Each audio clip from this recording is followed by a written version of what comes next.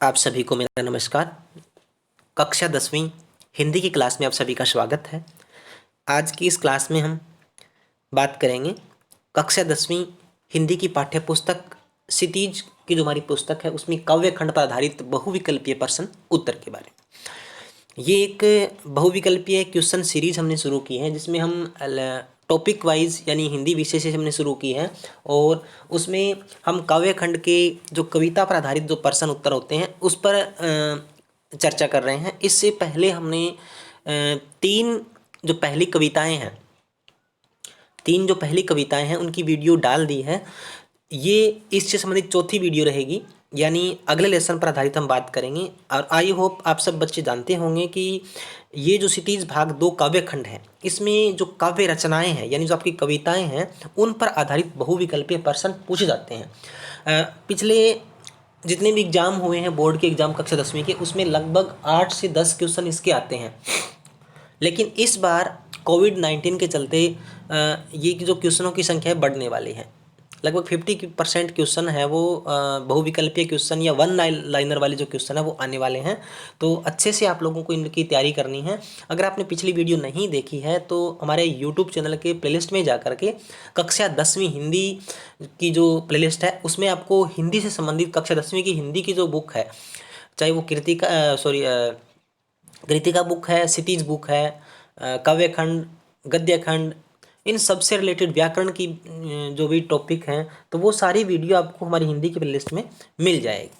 तो आशा है आप लोगों को हमारा जो चैनल का उद्देश्य है वो कक्षा 10वीं के बच्चों के वार्षिक एग्जाम है उसमें आपको अच्छे से अंक आए और आपको अच्छे से समझ भी आए, ये रहता है। तो इससे संबंधित हमने देखिए ये सूरदास है, इसकी पहली वीडियो हमने डाल दी है।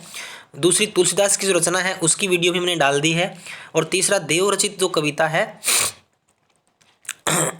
देवदत्त कवि है जो हमारे, उनकी जो वीडियो वो भी हम डाल चुके हैं। इस क्लास में हम जो तीसरा जो लेसन है उसकी वीडियो हम डालेंगे। तो ये देखिए जयशंकर प्रसाद इसका अगला लेसन था हमारा, लेकिन अब की बार इसमें साफ लिखा गया है कि ये इस सेशन यानी 2020-21 के दौरान इसका जो सिलेबस है वो अब की बार यानी 20-21 में जो एग्ज़ाम होंगे वार्षिक एग्ज़ाम उसमें इस चौथे लेसन के यानी जयशंकर प्रसाद जो कविता है उनकी यानी इस टॉपिक चौथे पार्ट से संबंधित कोई भी क्वेश्चन है अब की बार एग्जाम में नहीं आएगा।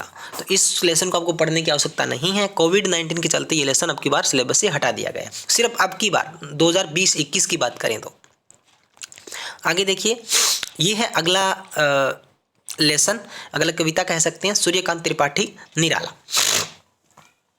प्रश्न नंबर इसका पहला है उत्साह कविता में उर में किसकी छवि की बात कही गई है। तो सूर्यकांत निराला और ये क्वेश्चन देखिए 2021-19 में आया हुआ है। उत्साह कविता में उर में किसकी छवि की बात कही गई है। तो विद्युत की जो छवि है वो उर में रहने की या रखने की बात कही गई है, ठीक है। उत्साह कविता में किस दिशा में अनंत के घन आने की बात कही गई है। अज्ञात, तो यहाँ पे अज्ञात के अनंत के अज्ञात के जो घन है उनके आने की बात कही गई है और ये भी 2018 और 19 का एग्जाम उसमें आया हुआ क्वेश्चन है। तो अगला क्वेश्चन देखिए धाराधर का अर्थ क्या है। ये भी 2018 एग्जाम में आया हुआ है। धाराधर का अर्थ बादल। उत्साह किस प्रकार का गीत है। तो एक आह्वान गीत है ये भी उत्साह कविता और ये भी 2018 में प्री बोर्ड के एग्जाम में आया हुआ है। अगला देखिए नी दाग का क्या मीनिंग है। ये भी 2018 में पूछा गया है, तो इसका मतलब गर्मी से लिया गया है। अगला देखिए कवि के अनुसार क्या नहीं पट रही है। कवि के अनुसार शोभा श्री ये नहीं पट रही है। तो चार देखिए आपको जो क्वेश्चन के आंसर इस तरह के देने हैं वो सिर्फ ऑप्शन में से ही देने हैं। कई बार क्या होता है हमारे दिमाग में इससे रिलेटेड इसका अर्थ आ रहा होता है या कविता में अन्य बात आ रही होती है, लेकिन जो ऑप्शन में बात दी गई है उन्हीं 4 विकल्पों में से सही विकल्प कौन सा है वही आप लोगों को चुनना है। अट नहीं रही है वाक्य का अर्थ क्या है। देखिए बिल्कुल इजी सा क्वेश्चन है ये, तो नया समाना काफ़ी बार इसका जिक्र आया है कविता में। तो प्री बोर्ड 2018 में ये क्वेश्चन आया हुआ है। आगे है उत्साह एक आह्वान गीत है, ये किसे संबोधित है। तो बादल को संबोधित है। यानी बादलों को के लिए आह्वान किया गया है। अगला है बादल के हृदय में किसकी छवि है। तो बादल के हृदय में किसकी छवि है, विद्युत की छवि है। 2017 में एग्जाम में आया हुआ है, वार्षिक परीक्षा में। अट नहीं रही कविता में हटाने पर भी क्या नहीं हट रही है, आंख। अट नहीं रही कविता में हटाने पर भी क्या नहीं हट रही, आंख नहीं हट रही। तो ये भी इसमें सारी चीज़ें देखिए कविता से रिलेट करती है, और आपने अगर कविता को अच्छे से पढ़ लिया है तो बिल्कुल आप इसको अच्छे से कर सकते हो। अगला देखिए, बादल ने क्या छिपा रखा है। तो इसका सही जो आंसर है वो हो जाएगा वज्र। ये भी अर्धवार्षिक आंकलन की परीक्षा सितंबर 2017 को हुई थी, उसमें एक क्वेश्चन आया हुआ है।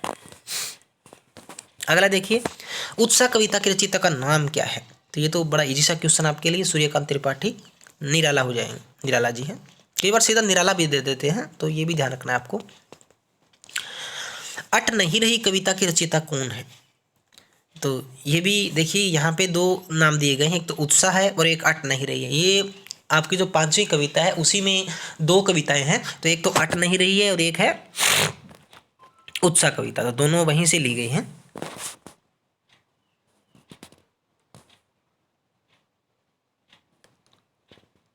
किसकी आभा अट नहीं रही है। तो फागुन की जो आभा है वो अट नहीं रही है।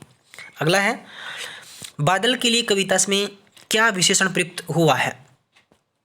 तो ललित, घुंघराले, काले, ये तीनों ही प्रकार के जो विशेषण हैं इनका प्रयोग किया गया है, यानी विशेष प्रकार की बात बताई गई है। पत्तों से लदी डाल से संबंध है। पत्तों से लदी डाल से संबंध है किसका, शिशिर का, फूस का, फागुन का, माघ का। तो फागुन का पत्तों से लदी डाल से संबंध है।